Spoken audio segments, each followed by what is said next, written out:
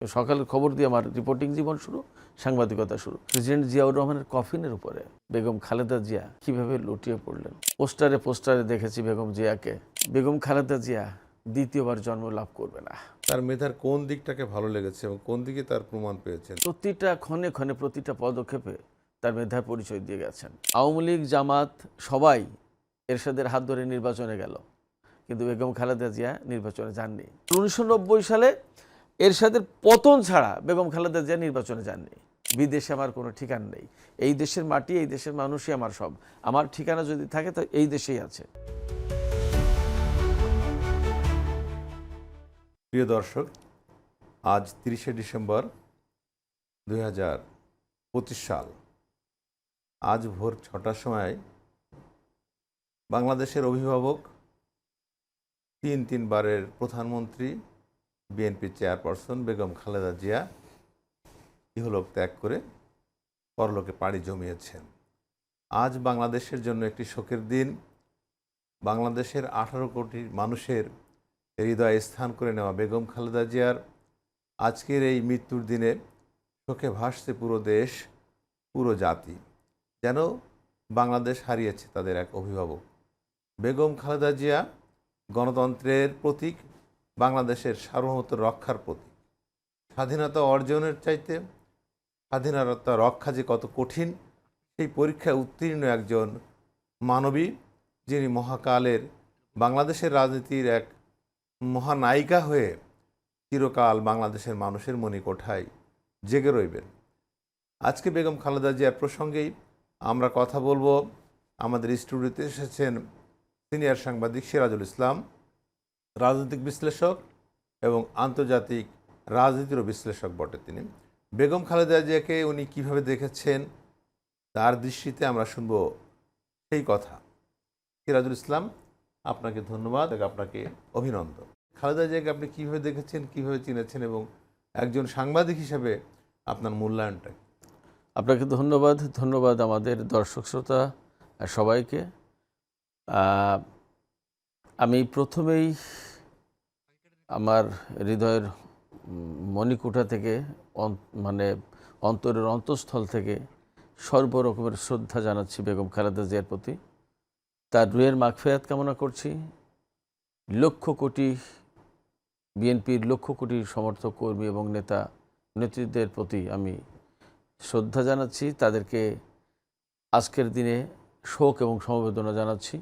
একই সাথে বেগম খালেদা জিয়ার পরিবারের যে সমস্ত সম্মানিত সদস্য রয়েছেন, যারা আজকে এরকম একটা বেগম খালেদা জিয়ার মহাপ্রয়াণের দিনে যারা শোকে ভীষণভাবে আহত, মুষড়ে পড়েছেন, তাদের প্রতি শ্রদ্ধা জানাচ্ছি, সমবেদনা জানাচ্ছি এবং তাদেরকে একই সাথে তাদের জন্য দোয়া করছি যাতে তারা শোক সইতে পারেন এবং এই শোককে শক্তিতে কাজে লাগিয়ে শক্তিতে পরিণত করে, যেহেতু সামনে জাতীয় নির্বাচন এবং রাজনীতির অনেক জটিল এবং কঠিন পথ তারই সুযোগ্য পুত্র জনাব তারেক রহমানের সামনে, সেই পথ যাতে তিনি সহজে সুন্দরভাবে পাড়ি দিতে পারেন সেই দোয়া করছি। আপনার প্রশ্নের জবাবে আমি যে কথা বলবো সেটি হচ্ছে এই, একেবারেই ছোটোবেলার স্মৃতিতে যে কথাটা ভেসে আসে, বেগম জিয়াকে আমি প্রথম দেখেছি প্রেসিডেন্ট জিয়াউর রহমান যখন শহীদ হয়ে গেলেন, শাহাদত বরণ করলেন, তখন আমি তো গ্রামে, একেবারেই পল্লী অঞ্চলে বসবাস করি। তখন গ্রামে প্রেসিডেন্ট জিয়াউর রহমানের আমলে ইউনিয়ন পরিষদে টেলিভিশন দেওয়া হয়েছিল। সেই টেলিভিশনের মাধ্যমে প্রেসিডেন্ট জিয়াউর রহমানের খাল খনন কর্মসূচি, বড়দের শিক্ষা, তারপরে রাত্রিকালীন স্কুলে লেখাপড়া, বয়স্কের শিক্ষা বলতে যেটা বোঝায় সেটা, এরকম অনেক কিছু ব্যতিক্রম ধর্মী কর্মসূচি নেওয়া হয়েছিল। সবুজ বিপ্লব কর্মসূচি সফল করা হচ্ছে তখন। এই সমস্ত কর্মসূচি দেখানো হতো টেলিভিশনে। এর কিছুদিন পরেই প্রেসিডেন্ট জিয়াউর রহমান শহীদ হয়ে গেলেন। তো প্রেসিডেন্ট জিয়াউর রহমানের শহীদ হওয়ার যে ঘটনা, এই ঘটনাটা আমি আমাদের গ্রামে ভিসিআর এনেছিল, সেই ভিসিআরে দেখেছিলাম। তাতে দেখেছিলাম যে প্রেসিডেন্ট জিয়াউর রহমানের কফিনের উপরে বেগম খালেদা জিয়া কিভাবে লুটিয়ে পড়লেন। তিনি তখন তো অল্প বয়সী মানুষ, এবং তার দুই ছেলে তারেক রহমান এবং কোকোকে দেখানো হয়েছিল তখন ওই ওই ভিসিআরের সেই ইয়েতে ওই দৃশ্যে দৃশ্যে আমার চোখে এখনো ভাসে। বেগম জিয়ার সেই লুটিয়ে পড়ার দৃশ্য, এটা চিরকাল আমার অন্তরে ভীষণভাবে ছায়া ফেলেছে। এরপরে স্বৈরাচার এরশাদের বিরুদ্ধে যখন তিনি দেশময় ব্যাপক আন্দোলন গড়ে তুললেন, তখন পোস্টারে পোস্টারে দেখেছি বেগম জিয়াকে। আমি তখন যশোরে একটা স্কুলে পড়ি। পোস্টারে দেখেছি হরতাল, অবরোধ, বিভিন্ন বিষয়ের পোস্টার, তার ছবি, তার ঐতিহাসিক একটা ছবি, হাত তোলা যে ছবিটা, এগুলো দেখেছি। আমি 89-এ ঢাকা আসি, কলেজে ভর্তি হই। তখন থেকে বেগম জিয়াকে বেশ কাছ থেকে দেখার সুযোগ হয়েছিল। ঢাকার বিভিন্ন রাজনৈতিক সভা সমাবেশে তিনি বক্তৃতা রাখতেন, যেতাম। আমি কবি নজরুল কলেজের ছাত্র ছিলাম, সরকারি কবি নজরুল কলেজের ছাত্র। সেক্ষেত্রে গুলিস্তানের বেশ কাছাকাছি, গুলিস্তানে যথেষ্ট অনেকগুলো সভা সমাবেশ, বিশেষ করে পল্টনে হতো, সে সমস্ত সভা সমাবেশে যেতাম, দেখতাম। এরপরে ঢাকা বিশ্ববিদ্যালয়ে যখন 1992 সালে আমি ভর্তি হলাম, তার কিছুদিন আগে 1991 সালের 27 ফেব্রুয়ারি নির্বাচন হলো স্বৈরাচার মুক্ত বাংলাদেশে এবং বিএনপি সরকার গঠন করলো। তারপরে আমি 1992 সালের জুন মাসে ঢাকা বিশ্ববিদ্যালয়ে গণযোগাযোগ ও সাংবাদিকতা বিভাগে ভর্তি হলাম। ভর্তির কিছুদিন পরে, ক্লাস শুরুর কিছুদিন পরেই ইঞ্জিনিয়ার্স ইনস্টিটিউশনের পাশেই জাতীয়তাবাদী ছাত্রদলের একটা কনভোকেশন হলো। এই কনভোকেশনের প্রধান অতিথি ছিলেন বেগম খালেদা জিয়া, তখন বাংলাদেশের প্রধানমন্ত্রী তিনি। সেই কনভোকেশনে তখন ডাকসুর ভিপি আমানুল্লাহ আমান, জিএস খায়রুল কবির খোকন এবং এজিএস নাজিমুদ্দিন আলম, তারা সবাই বক্তৃতা রেখেছিলেন। এরা সবাই তখন স্বৈরাচার বিরোধী আন্দোলনের একজন নায়ক। আর বেগম খালেদা জিয়া তো তার অবস্থানে অলরেডি মানে বিশাল মর্যাদাপূর্ণ আসন কনফার্ম করে ফেলেছেন বাংলাদেশের মানুষের কাছে, মানুষের হৃদয়ে। তো ওই সমাবেশেই সম্ভবত খুব কাছ থেকে একদম আমি খুব স্টেজের খুব কাছাকাছি বসার সুযোগ পেয়েছিলাম। সাংবাদিক গ্যালারিতে বসেছিলাম, যেহেতু গণযোগাযোগ ও সাংবাদিকতা বিভাগে পড়ি এবং আমি তখন একটা ছোট্ট পত্রিকায় কাজ করতাম। তো সাংবাদিক গ্যালারিতে বসার কারণে খুব স্টেজের কাছাকাছি বসেছিলাম, সেখানে থেকেই দেখেছিলাম, তার বক্তব্য শুনেছিলাম। তার পরবর্তীতে আমি মূলত ঢাকা বিশ্ববিদ্যালয়ের শেখ মুজিব হলে থাকতাম এবং তখন ছাত্রদলের রাজনীতি সেখানে প্রাধান্য পেয়েছে। ছাত্রদল নিয়ন্ত্রিত হল ছিল বলা যায়। সেই কারণে ছাত্রদলের অনেক লোকজনের সাথে, বিএনপির লোকজনের সাথে ওঠা বসা এবং সখ্য গড়ে ওঠে। অনার্স ফার্স্ট ইয়ার শেষের দিকেই, 92 শেষের দিকেই আমি রীতিমতো জাতীয় দৈনিকে সকালের খবর দিয়ে আমার রিপোর্টিং জীবন শুরু, সাংবাদিকতা শুরু। সেই থেকে আজ অবধি সাংবাদিকতায় চলছে। বহুবার বেগম জিয়ার বিভিন্ন প্রোগ্রামে থেকেছি, দেখেছি, ওনার নিউজ কভার করেছি। হ্যাঁ, ওনার সাথে আমি কোথাও কোনো জায়গায় সফরে যাইনি, বাট ঢাকার ভেতরে প্রচুর সংখ্যক নিউজ কভার করেছি। হোটেল সোনারগাঁয়, শেরাটনে, বিভিন্ন জায়গায়, ইঞ্জিনিয়ার্স ইনস্টিটিউশনে, এরপরে আরও বিভিন্ন জায়গায়। সেক্ষেত্রে ওনাকে আমি যেভাবে দেখেছি তাতে মনে হয়েছে তিনি যেমন তুখোড় রাজনীতিবিদ, অত্যন্ত মেধাবী রাজনীতিবিদ, তেমনি ওনার মানবিকতার তো কোনো তুলনা নেই। সবচেয়ে যে বিষয়টা আমাকে বেগম খালেদা জিয়ার ব্যাপারে আকৃষ্ট করে সেটি হচ্ছে তার ব্যক্তিত্ব, তার আভিজাত্য। এমন ব্যক্তিত্ব, এমন আভিজাত্য, এমন রুচিশীল, এরকম রাজনীতিক বাংলার ইতিহাসে খুব কম এসেছে এবং খুব কম আসবে বলে আমি মনে করি। এটা আসলে আমার কাছে মনে হয় যা বেগম খালেদা জিয়া দ্বিতীয়বার জন্ম লাভ করবে না, এইরকম একজন খালেদা জিয়াকে মনে হয় না যে আমরা আর পাবো। আপনি বলছিলেন যে উনি অত্যন্ত মেধাবী রাজনীতিক। এই মেধাবী শব্দটা বাংলাদেশের রাজনীতিতে ওনার ক্ষেত্রে খুব কম প্রয়োগ হয়েছে। আপনার কাছে তার মেধার কোন দিকটাকে ভালো লেগেছে এবং কোন দিকে তার প্রমাণ পেয়েছেন যে মেধাবী রাজনীতি? বেগম খালেদা জিয়া রাজনীতির ক্ষেত্রে প্রতিটা ক্ষণে ক্ষণে, প্রতিটা পদক্ষেপে তার মেধার পরিচয় দিয়ে গেছেন। যেমন আমি যদি খুব শুরু থেকে বলি, তার রাজনীতির মাত্র চলার কিছুদিন পরেই 1986 সালে নির্বাচন, জাতীয় নির্বাচন। সেই নির্বাচনে আওয়ামী লীগ, জামাত সবাই এরশাদের হাত ধরে নির্বাচনে গেল, কিন্তু বেগম খালেদা জিয়া নির্বাচনে যাননি এবং তার সিদ্ধান্তের কারণে ওই নির্বাচন বয়কট করে ওই নির্বাচনে অংশগ্রহণ করেনি বিএনপি। এই যে তার সিদ্ধান্তের কারণে বিএনপি নির্বাচনে অংশগ্রহণ করলো না এবং এখান থেকে তিনি আপসীন নেত্রীর তকমা পেয়ে গেলেন। এটা কিন্তু অত্যন্ত মেধার পরিচয় তিনি এখানেই দিয়ে ফেলেছেন। 1984 সালে মাত্র তার রাজনীতির পথযাত্রা শুরু, 86 সালের নির্বাচন মাত্র 2 বছর বা তার সামান্য একটু কম হতে পারে সময়টা। এই সময়ের ভেতরে যে সিদ্ধান্ত এবং এটা যে দূরদৃষ্টি তার ছিল, এটা তার প্রমাণ। শুধু মেধা না, দূরদৃষ্টি সম্পন্ন রাজনীতিবিদ তো তখনই আমি মনে করি। আপনি যেটা বলছিলেন যে যদি এখানে তিনি সিদ্ধান্তটা ভিন্ন নিতেন তাহলে আজকের বিএনপি এবং আজকের খালেদা জিয়া হয়তো তৈরি নাও হতে পারত। আপসহীন নেত্রী, আপসহীনতার যে পদক্ষেপ তিনি প্রতি ক্ষণে ক্ষণে প্রতি পদক্ষেপ মানে প্রতিটা মুহূর্তে রেখেছেন, এইটা হয়তো বা হতে পারত না। 86 সালের নির্বাচনে অংশগ্রহণ না করা বিএনপির রাজনীতিকে একেবারে ভীষণভাবে পাল্টে দিয়েছে, তার গতিপথকে পাল্টে দিয়েছে, পরিবর্তন করেছে। এবং এই পরিবর্তন, এই গতিপথ যে পরিবর্তন হয়েছে, সেই পরিবর্তনের পেছনে একজন ব্যক্তির প্রধান অবদান, তিনি বেগম খালেদা জিয়া। বেগম খালেদা জিয়ার তীক্ষ্ণ মেধার পরিচয় আর এক জায়গায় পাওয়া যায়। 1991 সালে সরকার গঠনের পর অল্প কিছুদিন পরেই আওয়ামী লীগের নেতৃত্বাধীন তখনকার প্রধান বিরোধী দল শেখ হাসিনার নেতৃত্বে আওয়ামী লীগ এবং তাদের অনুসারীরা সবাই মিলে বিএনপি সরকারের বিরুদ্ধে অনাস্থা প্রস্তাব এনেছিল জাতীয় সংসদে। অনাস্থা প্রস্তাব এনেছিল এবং আপনি বুঝতেই পারেন যে অনাস্থা প্রস্তাব আনার সময় যারাও অনাস্থা প্রস্তাব এনেছে সেই আওয়ামী লীগ এবং তাদের নেতা নেতৃত্বদেরকেও হোমওয়ার্ক করতে হয়েছে।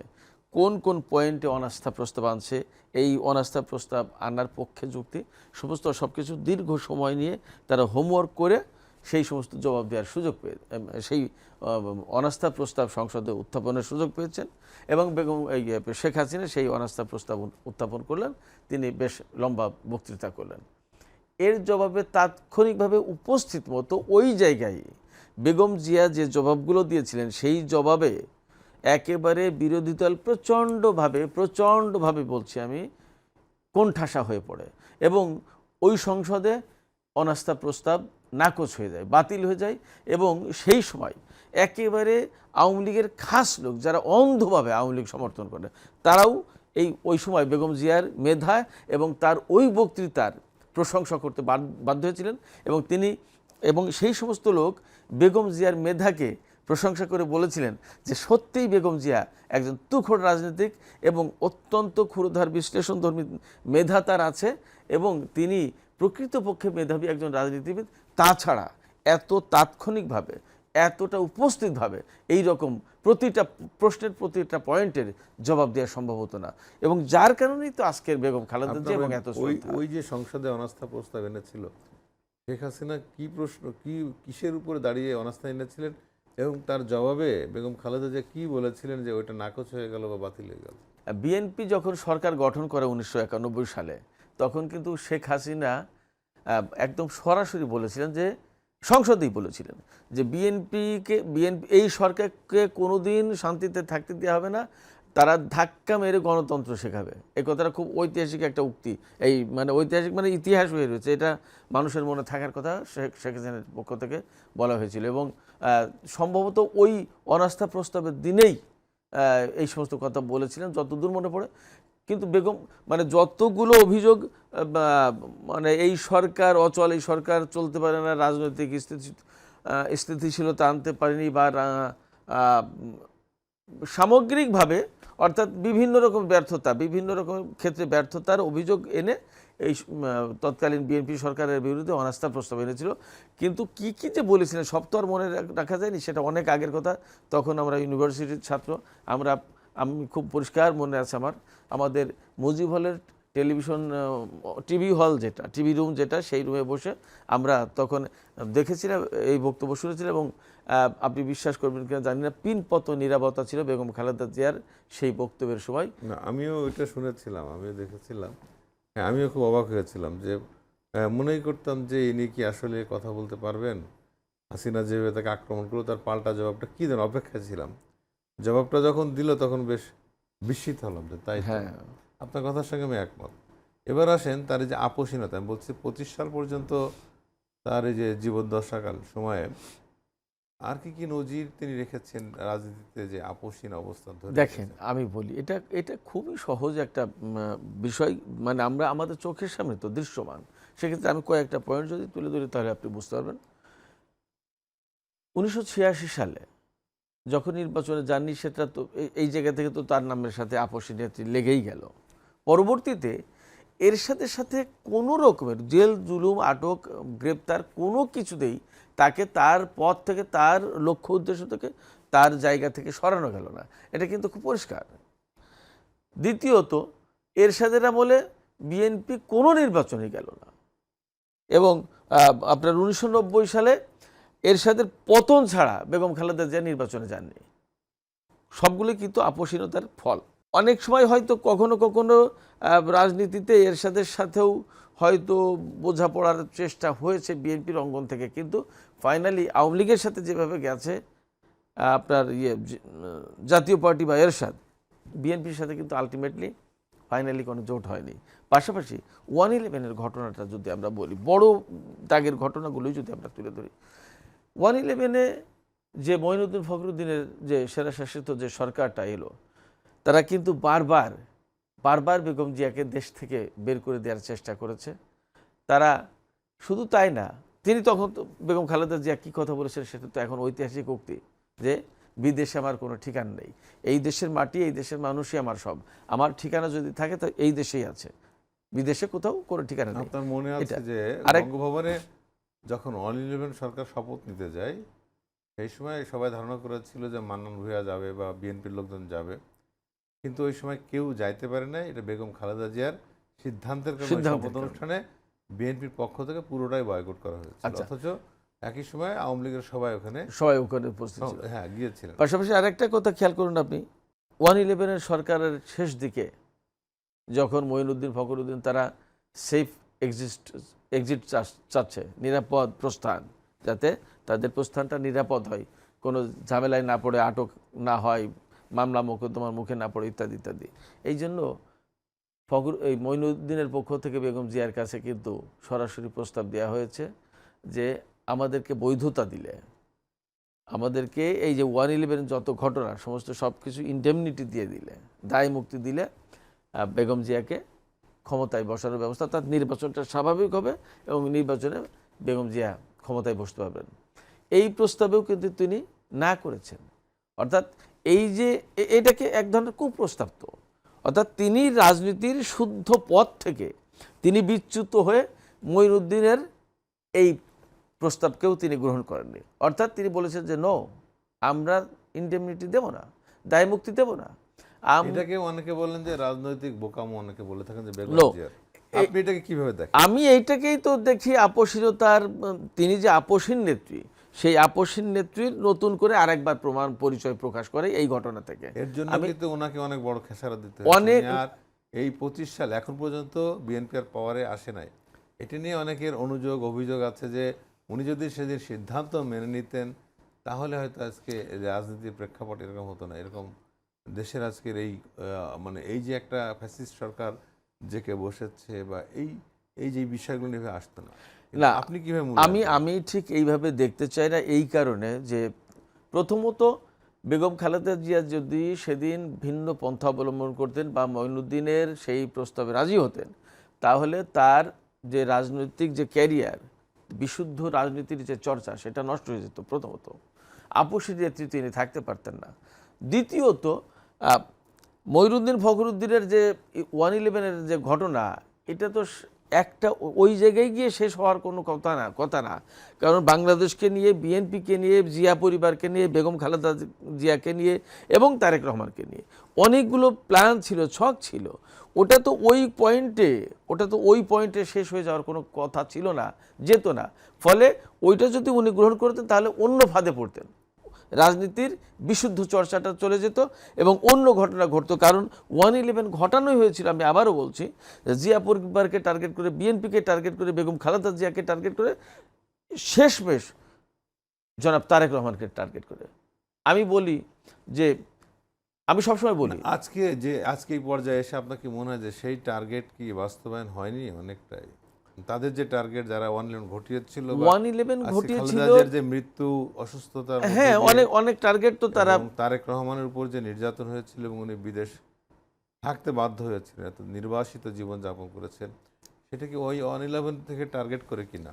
অবশ্যই অবশ্যই তাই তো হয়েছে। 111-এর আগে আপনি একটু খেয়াল করে যদি দেখেন, তাহলে তারেক রহমানের ভূমিকাটা দেখেন। রাজনীতিতে তার যে অবস্থান অত্যন্ত দৃঢ় এবং সুসংহত হচ্ছিল, সেটা কিন্তু জিয়া পরিবারকে যারা ধ্বংস করতে চায়, বেগম খালেদা জিয়াকে যারা পছন্দ করে না, তারেক রহমানের উত্থানকে যারা ঠেকাতে চায়, তাদের জন্য মাথা ব্যথার কারণ হয়ে দাঁড়িয়েছিল। তারেক রহমান আপনার তৃণমূল পর্যায়ে বিএনপির সংগঠনকে খুবই শক্তিশালী করে তুলছিল। প্রতিনিধি সম্মেলন, ইউনিয়ন পর্যায়ে প্রতিনিধি সম্মেলনের মাধ্যমে একেবারেই গ্রাম পর্যায়ে, গ্রাসরুটস লেভেলে, তৃণমূল পর্যায়ে তারেক রহমান পৌঁছে গিয়েছিলেন। এবং তারেক রহমানের সারা বাংলাদেশে প্রেসিডেন্ট জিয়াউর রহমানের যেমন একটা জনপ্রিয়তা এবং অবস্থান তৈরি হয়েছিল মানুষের মাঝে, তারেক রহমানের কিন্তু এটা হচ্ছিল বা হয়েছিল। এই বিষয়টা জিয়া পরিবারকে যারা ধ্বংস করতে চায় তাদের জন্য আতঙ্কের কারণ হয়ে দাঁড়িয়েছিল। কারণ বেগম খালেদা জিয়ার অবর্তমানে তারেক রহমান জিয়া পরিবারের প্রতিনিধিত্ব করতে পারবে এবং বিএনপিকে ঐক্যবদ্ধ রাখতে পারবে, বিএনপিকে সামনে থেকে নেতৃত্ব দিয়ে এগিয়ে নিতে পারবে এবং দেশ পরিচালনার মতো যোগ্যতা অর্জন করেছে। দেশ পরিচালনার জন্য যে সমস্ত বিষয়গুলো খুব গুরুত্বপূর্ণ, তার ভেতরে একটা বিষয় হচ্ছে যে জনগণের কাছে আপনি কতটুকু গ্রহণযোগ্য হলেন, কতটুকু যেতে পারলেন। সেই জায়গা থেকে এই যে তারেক রহমানের প্রতিনিধি সম্মেলন, তৃণমূল পর্যায়ে লোকজনের সাথে মেশা, তৃণমূল বিএনপির জন্য তৃণমূল পর্যায়ে কাজ করা, এই সমস্ত জায়গা থেকে তারেক রহমানের অবস্থান সুসংহত হয়েছিল। এই জায়গা থেকে যারা জিয়া পরিবারের ধ্বংস কামনা করে বা প্রত্যাশা করছিল না জিয়া পরিবারের এই পথ চলা অব্যাহত থাকুক, তারা চেয়েছিল যে তারেক রহমানকে যে কোনোভাবেই হোক রাজনীতি থেকে বা দুনিয়া থেকেই সরিয়ে দিতে হবে। তারা তো এমনটাও চায়নি যে তারেক রহমানকে দেশের থেকে শুধু সরিয়ে দেবে, তারা তো দুনিয়া থেকেই সরিয়ে দিতে চেয়েছিল। হয়তো আল্লাহর বিশেষ রহমত তিনি বেঁচে আছেন। আপনি একটা জিনিসের পার্থক্য, ব্যক্তি জীবনে খালেদা জিয়া কি তার ওই সিদ্ধান্তের কারণে ব্যক্তি জীবনে ক্ষতিগ্রস্ত হলেন কিংবা খেসারত দিলেন, এবং বিপরীতে বাংলাদেশ কি পেল বা বাংলাদেশ কোনো কিছু হারালো কিনা, হ্যাঁ, এটির একটু আপনি তুলনা করেন। এই জায়গাটাই বড় কথা হচ্ছে কি, যে ব্যক্তিগতভাবে পারিবারিকভাবে তিনি ভীষণভাবে ক্ষতিগ্রস্ত। ব্যক্তিগতভাবে তিনি জেল জুলুমের শিকার হয়েছেন, অন্যায় অভিযোগের ভিত্তিতে তাকে দোষী সাব্যস্ত করা হয়েছে, মানুষের কাছে অপমান করা হয়েছে, হেয় প্রতিপন্ন করা হয়েছে। তার একটা ছেলে তো মারাই গেল, বড় ছেলেকে প্রচণ্ডভাবে অত্যাচার নির্যাতন করে তাকে দেশান্তর করা হলো।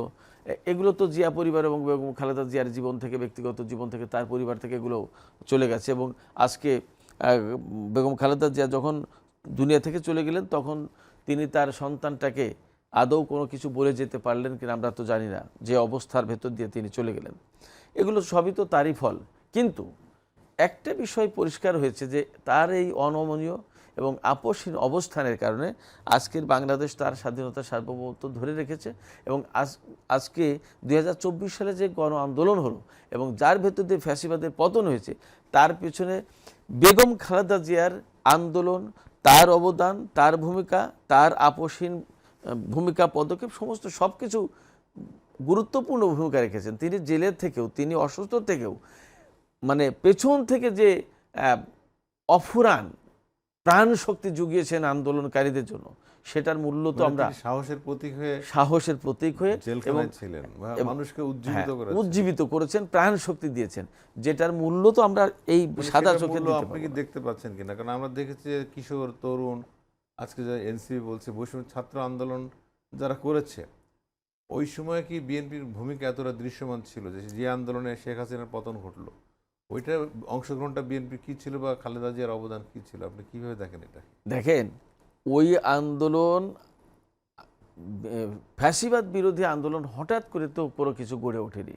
এটা দীর্ঘদিনের আন্দোলনের একটা আমি বুঝছি, আপনি বলতে চাচ্ছেন যে ওই যে তার অনমনীয় অবস্থান 111 এর বিরুদ্ধে এবং 111 সরকারের মাধ্যমে যে সরকার পরবর্তীতে আসলো, শেখ হাসিনা সরকার, 3 বার বিনা নির্বাচনে যারা ক্ষমতা চালিয়ে গেল, তাদের প্রতি মানুষের যে বিভিন্ন সময়ের ক্ষোভ দানা বেঁধেছিল, তার পেছনে আপনি বলতে চাচ্ছেন যে বেগম খালেদা জিয়ার একটা বড় অনমনীয় ভূমিকার কারণে একটা বড় অবদান ছিল, অবদান ছিল। এটা আপনি বুঝাইতে এটা চাচ্ছেন। এবং যে কারণে ধরেন যে সবাই সংঘবদ্ধ হয়েছে, সেখানে খালেদা জিয়া একটা মানসিক উপস্থিতি ছিল, খালেদা জিয়ার একটা মনস্তাত্ত্বিক প্রভাব ওই আন্দোলনকারীদের মধ্যে ছিল, এইটা আপনি এটা ছিল। তারেক রহমানের ভূমিকা ছিল, সরাসরি সংগঠন হিসেবে বিএনপিরও ভূমিকা ছিল, বিএনপি নেতাদেরও ভূমিকা ছিল। এবং আমরাও সে সময় দেখেছি, বারবার শেখ হাসিনা বলেছেন, তার কাছে তো গোয়েন্দা তথ্য চাচ্ছিল যে এই আন্দোলনে বিএনপি জামাতের ভূমিকা রয়েছে। এই আন্দোলন শুধু ছাত্র আন্দোলন না, বৈষম্য বিরোধী আন্দোলন। আপনাকে আরেকটা প্রশ্ন করি, আপনারা দেখেছেন যে জামাত ইসলামের সঙ্গে এনসিপি এখন জোট করেছে, নির্বাচনী জোট। এইটা নিয়ে অনেকে প্রশ্ন করতেছে যে জুলাই আন্দোলনের যে নেতৃত্বের জায়গাটা, সেটা আসলে জামাতেরই বাই প্রোডাক্ট হচ্ছে যে এনসিপি, যারা পরবর্তীতে আবার জামাতের সঙ্গে মিলে গেল। সেক্ষেত্রে আসলে এই আন্দোলনটা জামাতের মুখ্য ভূমিকা ছিল, বা আজকে জামাত রাজনৈতিকভাবে যথেষ্ট লাভবান হলো, এটাই মনে করতেছে। আপনি কি মনে করেন, কীভাবে দেখেন? এনসিপি জামাতের জোটের সাথে যোগ দেওয়ার কারণে জামাত লাভবান হবে, এনসিপি লাভবান হবে না। এনসিপি লাভবান হবে না এই কারণে যে এনসিপি যে কথা বলে, যে অঙ্গীকার করে, যে আশা জাগিয়ে মানুষের মনে যে দেশে পরিবর্তন হবে, সংস্কার হবে, অনেক কিছু, সেইগুলো তো আর এখন তারা করতে পারবে না। জামাতের জোটের সাথে গেলেও তাদের অস্তিত্ব বিলীন আমি হবে। আরেকটু বলি যে এই আন্দোলনকারীদের নেতৃত্ব যখনই মানে মানুষের কাছে খুব মানে মার খেলো, ধরেন বা যা এনসিপির কাছে মানুষের প্রত্যাশা যখন মার খেলো, তখন যে আন্দোলনটা হলো তার যে ফসল, যেটা আমাদের প্রত্যাশা যে আগামী একটা সুষ্ঠু নির্বাচন এবং গণতান্ত্রিক ধারা আবার ফিরে আসা, এবং বাংলাদেশ ফ্যাসিবাদ মুক্ত হয়েছে, বাট গণতন্ত্র তো ফিরে আসে নাই। আমাদের মূল জায়গাটা হচ্ছে গণতন্ত্র ফিরে আসা। আমি বলতে চাচ্ছি যে আগামী নির্বাচন 12ই ফেব্রুয়ারি 2026 সালে, সেই নির্বাচনে কোন ধরনের প্রভাব পড়বে? যে আন্দোলনকারীদের নেতৃত্বের কারণে, প্রধান নেতৃত্বের কারণে শেখ হাসিনা পালিয়ে গেল, সেই আন্দোলনকারীরা ইতিমধ্যেই জামাতের সঙ্গে অ্যালায়েন্স করার কারণে এক ধরনের মানে বিলুপ্তির ঝুঁকির মধ্যে পড়ে গেছে। সেই ক্ষেত্রে এই প্রত্যাশাটা যদি হোঁচট খায়, তাহলে রাজনীতিতে বা নির্বাচনে কি প্রভাব পড়বে, আপনি কীভাবে দেখছেন? আসলে এই এনসিপি জামাতের সাথে জোট করার কারণে নির্বাচনে খুব বড় রকমের হেরফের হবে না। কারণ হচ্ছে কি যে এনসিপি এককভাবে নির্বাচন করলে হয়তো একটা সিটও পেত কিনা সেটা নিয়েই সন্দেহ আছে। সেক্ষেত্রে তারা এখন যে ভোট পাবে সেই ভোট মূলত জামাতের ভোট। সেক্ষেত্রে এনসিপির স্পেশাল কোনো ক্রেডিট এখানে থাকছে না। পাশাপাশি তাহলে এনসিপির রাজনীতিটা কীভাবে দাঁড়াচ্ছে? এনসিপির রাজনীতি তো শেষ, এনসিপির রাজনীতি শেষ। তাদের নিজস্ব স্বকীয়তা, তাদের নিজস্ব রাজনীতি আর থাকলো না বেসিক্যালি। এবং সব জায়গায় সবাই বলছে এবং আমিও বলছি, তারা নিজেদের কফিনে নিজেরাই ব্রেক ঠুকিয়েছে। আমি কথা বলতে চাচ্ছি, যদি এনসিপির রাজনীতি শেষ হয়, আপনি যে কথা বলছেন, জুলাই আন্দোলনে মূলত নেতৃত্ব দিল তারা, তাহলে এই আন্দোলনের যে ফসল, হ্যাঁ, সেটা শেখ হাসিনা পালিয়ে যাওয়া বা শেখ হাসিনার বিদায়।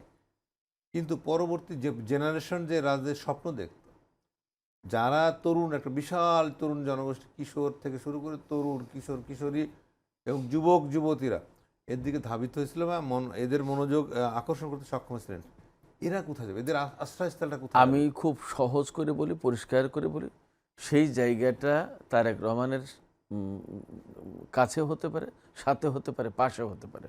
তারেক রহমান নিজে এখন যে খুব বুড়ো হয়ে গেছেন তা কিন্তু না, তিনি বয়োবৃদ্ধ কোনো নেতা না। তিনি এই তারুণ্যের আশা আকাঙ্ক্ষা তিনি সব কিছু ধারণ করেন। আমরা এই মুহূর্তে সবচেয়ে যে আকাঙ্ক্ষা বা প্রত্যাশার কথা বলছি সেটা হচ্ছে রাজনীতির সংস্কার। সেই রাজনীতির সংস্কারের কথা যখন আমরা এখানে উচ্চারণ হয়নি, তার আগে, অর্থাৎ এখন থেকে 2 বছরের বেশি সময় আগে, তারেক রহমান নিজেই রাজনৈতিক সংস্কারের জন্য 31 দফা প্রস্তাব পেশ করেছেন এবং সেটা গ্রহণযোগ্য হয়েছে।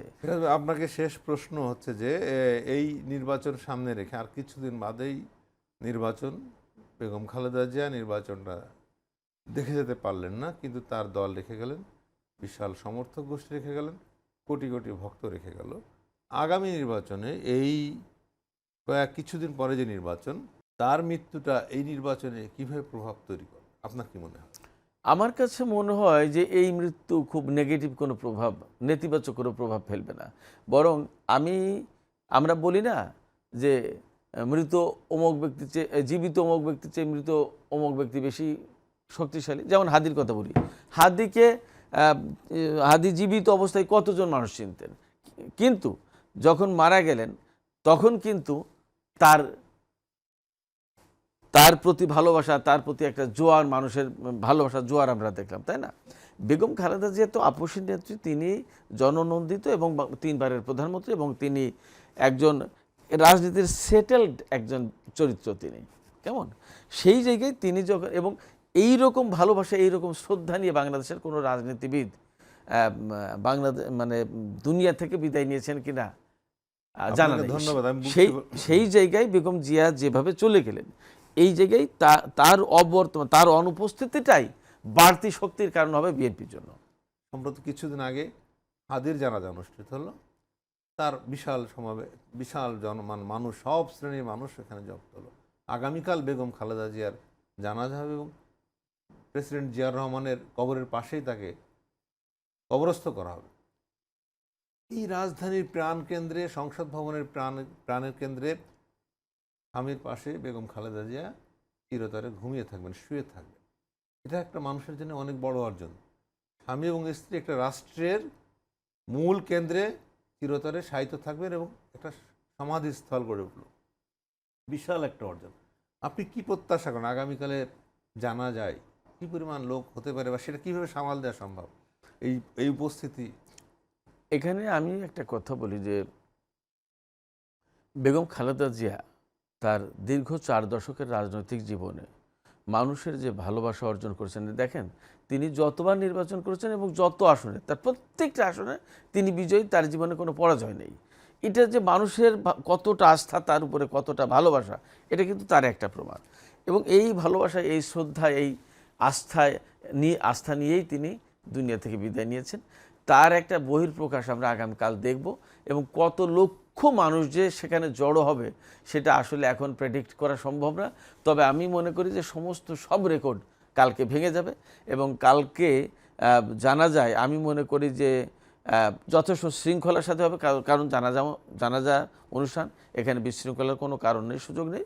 এবং চলমান রাজনৈতিক পরিস্থিতিতে বর্তমানে যে আমাদের সামনে নির্বাচন, সামগ্রিকভাবে তারেক রহমান দেশে এসেছেন, সামগ্রিকভাবে যে সমস্ত নিরাপত্তা বলাই বা যে নিরাপত্তা পদক্ষেপ নেওয়া দরকার তো তার সবই আছে। এবং এজন্য নিশ্চয়ই নিরাপত্তা বাহিনীর পক্ষ থেকে সব সেকশন থেকে একটা পরিকল্পনা করা হবে, পদক্ষেপ নেওয়া হবে সেইভাবে, যাতে কোনো ধরনের ঝামেলা না হয়। এবং আপনি যে কথা বলেন, এটা খুবই একটা মানে মানুষকে ছুঁয়ে যাওয়ার একটা বিষয়। প্রেসিডেন্ট জিয়াউর রহমানের কবর সেখান থেকে সরিয়ে দেওয়ার কথা বলেছিল ফ্যাসিস্ট আওয়ামী লীগ সরকার। দেখেন আল্লাহর কি রহমত এবং আল্লাহর কি ইচ্ছা, ইশারা, যে সেই কবর তো সেখানে আছেই। সেখানে শুধু জিয়ার কবর থাকছে না, এখন বেগম খালেদা জিয়ার কবরও হচ্ছে সেখানে। এবং ইনশাআল্লাহ আশা করি আমরা যে চিরদিন তারা দুজন পাশাপাশি এভাবেই চিরনিদ্রায় শায়িত থাকবেন। এবং আমরা দোয়া করব যে তাদের কবর যেন জান্নাতের বাগান হয়ে যায়, এবং প্রেসিডেন্ট জিয়াউর রহমান এবং বেগম খালেদা জিয়া তারা যেন দুজনই জান্নাতের বিশেষ মেহমান হয়ে যান, আমি সেই দোয়াই করব। ধন্যবাদ সিরাজ ভাই আপনাকে। প্রিয় দর্শক, আমরা এতক্ষণ কথা বললাম সিনিয়র সাংবাদিক সিরাজুল ইসলামের সঙ্গে। প্রিয় দর্শক, আগামীকাল বেগম খালেদা জিয়ার জানাজা অনুষ্ঠিত হবে বাদ জোহর মানিক মিয়া অ্যাভিনিউতে।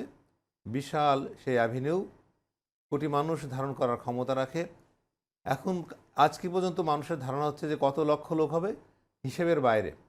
কিছুদিন আগে আমরা দেখেছি যে 25শে ডিসেম্বর যখন তারেক রহমান আসলেন 300 ফিটে, সেখানে কত লক্ষ লোক হয়েছে এটা হিসাব করা এখনও যায়নি। তবে 1,20,00,000 সিম ওই দিন ঢাকায় ঢুকেছিল, মানে মোবাইলে। আমরা যদি ধরেও নেই যে তার অর্ধেক সিম বা একজনের কাছে 2টো সিম ছিল, তাহলে প্রায় 60 লক্ষ লোক। মানিক মিয়া অ্যাভিনিউতে 1981 সালের সেই জিয়াউর রহমানের যেদিন জানাজা হয়, মে মাসের কয়েকদিন পরে, অর্থাৎ লাস্টটা কয়েকদিন পরে আসে, উনি মারা যান 30শে মে। সেই সময়ে প্রায় 40 লক্ষ লোকের উপস্থিতিতে জানাজা অনুষ্ঠিত হয়েছিল। অতি সম্প্রতি আমাদের তরুণ রাজনীতিক এবং এদেশের সাহসের প্রতীক হাদি মারা গেলেন বুলেটবিদ্ধ হয়ে। তার জানাজায়ও লক্ষ লক্ষ মানুষ হাজির হয়েছে। আগামীকাল বেগম খালেদা জিয়ার জানাজা, এবং তারপরে তাকে দাফন করা হবে, কবরস্থ করা হবে জিয়া উদ্যানে, প্রেসিডেন্ট জিয়াউর রহমানের কবরের পাশে। আমরা তার আত্মার মাগফিরাত কামনা করছি। আমরা প্রত্যাশা করছি বাংলাদেশের স্বাধীনতা অর্জন এবং স্বাধীনতা সার্বভৌমত্বের প্রতীক হিসেবে বেগম খালেদা জিয়া এবং জিয়া রহমান রাজধানীর বুকে শুয়ে থাকবেন, সাহস যোগাবেন এ জাতিকে, কোটি কোটি মানুষকে সাহস যোগাবেন এবং এদেশের মানুষকে, যে লড়াকু মানুষ, লড়াকি বাংলাদেশিদেরকে সেই সাহসের ভিত্তিতেই বাংলাদেশের অস্তিত্ব টিকিয়ে রাখতে সহযোগিতা করবেন। সবাইকে ধন্যবাদ। ভালো থাকবেন, সুন্দর থাকবেন, সুস্থ থাকবেন। খোদা হাফেজ।